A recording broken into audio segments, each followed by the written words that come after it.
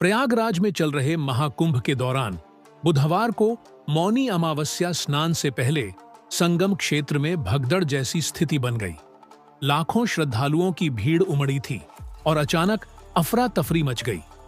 कई लोग घायल हो गए, जिन्हें नजदीकी अस्पतालों में भर्ती कराया गया।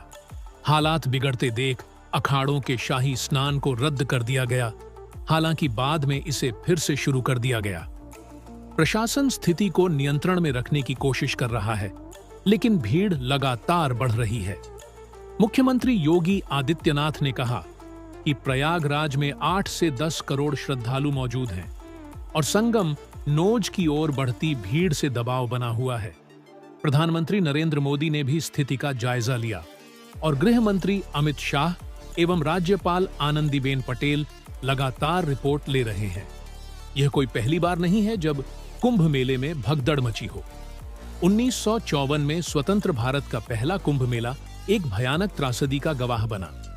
3 फरवरी को मौनी अमावस्या के अवसर पर संगम में डुबकी लगाने के लिए लाखों श्रद्धालु पहुंचे थे, लेकिन व्यवस्था चरमरा गई और भगदड़ में लगभग 800 लोग मारे गए।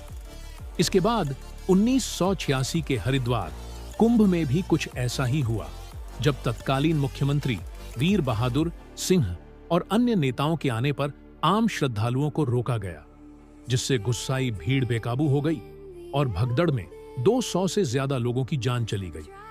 साल 2003 में नासिक में गोदावरी नदी के किनारे भी हजारों लोग एक साथ स्नान के लिए उमड़ पड़े और इस दौरान मची भगदड़ में 39 लोग मारे गए और 100 से अधिक घायल हुए।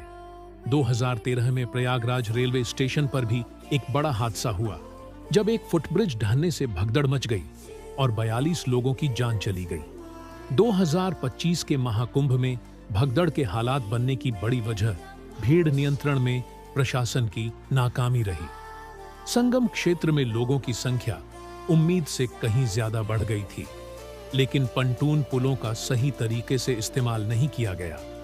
कुछ पुल बंद होने के कारण लोगों को सीमित रास्तों से गुजरना पड़ा, जिससे स्थिति बिगड़ गई। सुरक्षा बलों की तैनाती तो थी, लेकिन भीड़ इतनी ज्यादा थी कि वे उसे संभाल नहीं पाए। प्रत्यक्षदर्शियों ने बताया कि अचानक से धक्का मुक्की होने लगी और लोग एक दूसरे पर गिरने लगे। कर्नाटक से आई सरोजिनी ने कहा कि वे 60 लोगों के ग्रुप में आई थीं, लेकिन भगदड़ में कई लोग बिछड़ गए। एक महिला ने बताया कि उनके परिवार के लोग भीड़ में फंस गए और उन्हें बाहर निकलने का कोई रास्ता नहीं मिला। सफाई कर्मचारी नरेश कुमार ने कहा कि सभी पुलों को खोल दिया जाता तो शायद हालात काबू में रहते। रमेश कुमार, जो संगम क्षेत्र में मौजूद थे, ने कहा कि पुलिस भीड़ को नियंत्रित नहीं कर पा रही थी और श्रद्धालु डुबकी लगाने के लिए एक दूसरे पर गिर रहे थे। सरकार और प्रशासन अब स्थिति को संभालने में जुटे हैं। मुख्यमंत्री ने अपील की है कि श्रद्धालु किसी भी अफवाह पर ध्यान न दें और धैर्य बनाए रखें।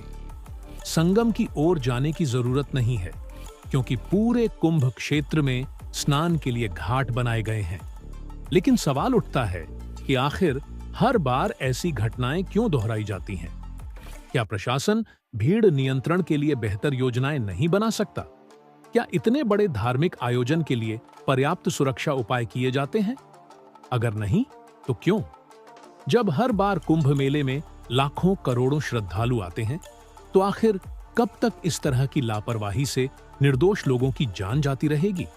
महाकुंभ में मची इस भगदड़ ने एक बार फिर यह सोचने पर मजबूर कर दिया है कि क्या हम सच में इतनी बड़ी भीड़ को संभालने के लिए तैयार हैं, या फिर हर बार बस हादसों के बाद मुआवजे की घोषणा ही इसका समाधान है।